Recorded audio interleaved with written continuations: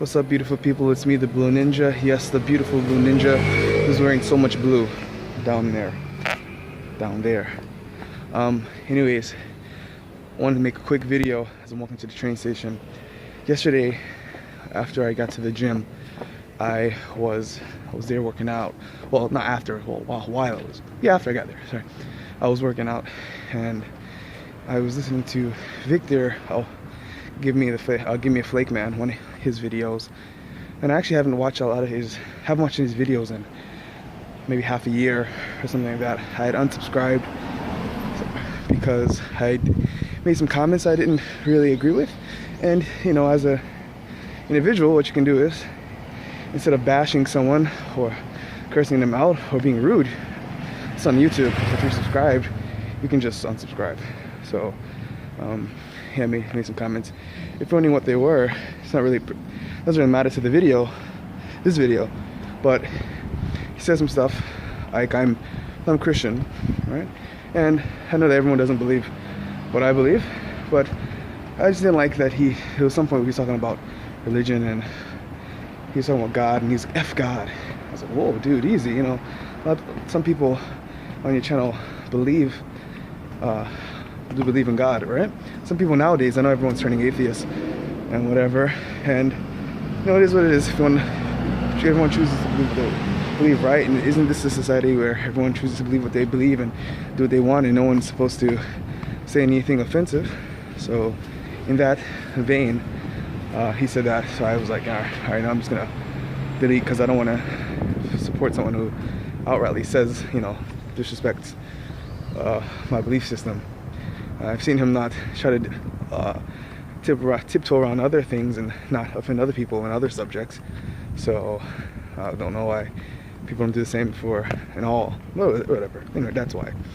But yeah, so I was watching this video which was entitled why he's pissed off about Japan, or sometimes he gets pissed off about Japan.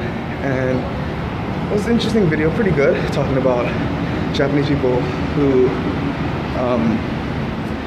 tend not to, what is it? I'm forgetting that. Oh, they tend not to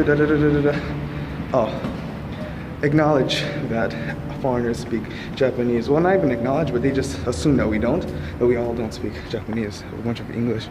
All that comes out of our mouth is English. So they don't even try to, like, for example, initiate things with us at like store, initiate conversations, or like you'll be at a store, which happens, and they will, like the cashier may not ask you if you have like a discount card, or you know, may not inform you that there's a discount or promotion that's going on, that you can save money, just because they think that you couldn't understand them anyway. And that gets annoying. It actually does get pretty annoying, especially when you see them do it to the next person online, right? The person behind you. But what he said was that, you know, because, you know, this idea that foreigners don't speak English is just, you know, it's perpetuated by, well, just through their education and what they experience. But what I would like to ask all of you guys who are coming to Japan at some point in your life and want to be here, do us a favor, the foreigners who are trying to live in Japan and help make a better image of foreigners, please learn Japanese before you come here. Now, I'm not saying you need to be fluent before you come, or, you know, speak like a native.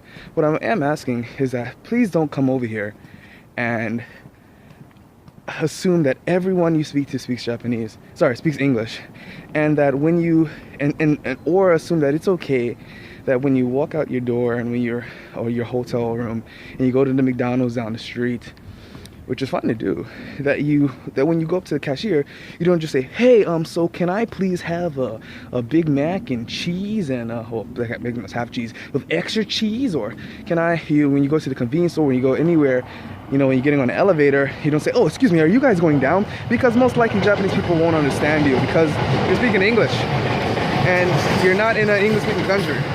Like, try to learn like some basic stuff just to not perpetuate the idea. Or if you come to live here, especially if you come to live here, if you're on vacation, it's understandable. You're on vacation, right? You don't have to speak language. But if you come to live here, especially you come here to teach English, which I've had friends who've done this, and someone did this a few weeks ago. Actually got me really annoyed. We were talking. It was very small, and he said, he said, well, you don't have to speak Japanese to live in Japan, or even Korea, because he used to live in Korea. And he said, oh, you don't have to live in Korea. I said, you don't have to speak Korean to live in Korea. And you don't have to speak Japanese to survive in Japan. And I thought to myself, dude, you're making it bad for all of us. Like coming here just speaking straight English to them, because the idea of the foreigner, the Japanese people don't expect. They already think very separately of the world. They're very xenophobic in that idea. They're on an island. They have an island mindset. So they already put you on another, as foreigners, on another spectrum or playing field, right? It's bad enough that every time you have Japanese food with someone, for the first time, they have to ask you, oh, do you eat this? Do you like this? Can you eat this? It's really annoying. So what you can do, sorry, I'm in a tunnel, people are passing. It was awkward to be loud. But what you can do to help everyone else who is help everyone else who does live here and is trying to, just wants to feel normal and not get asked all those questions all the time, is when you come over here, do a little research. If you come to the move, especially, learn how to speak the language, and don't just go around speaking English to every single person, because it just makes everyone who's trying to learn the language and be treated normally and help, hopefully change some mindsets, which I always try to do with my students, or people who either come approach me in English or because I want to be approached in Japanese because I just want to live normally. And yeah, that's I kind of lost the thought, but I'll just end it there. I know some of you guys may be saying, well, dude, man, you're American, or you should just be okay with people wanting to speak to you in your own language, which is what I heard before. When you go to another country to learn the language, that's spoken in the country, you don't want to be spoken to in your language all the time, or you just want to have more opportunities to learn Japanese. Believe it or not, and I've said this with my students before, they ask me what's the hardest part about learning Japanese, and I say living in Japan and finding the opportunities to actually speak Japanese.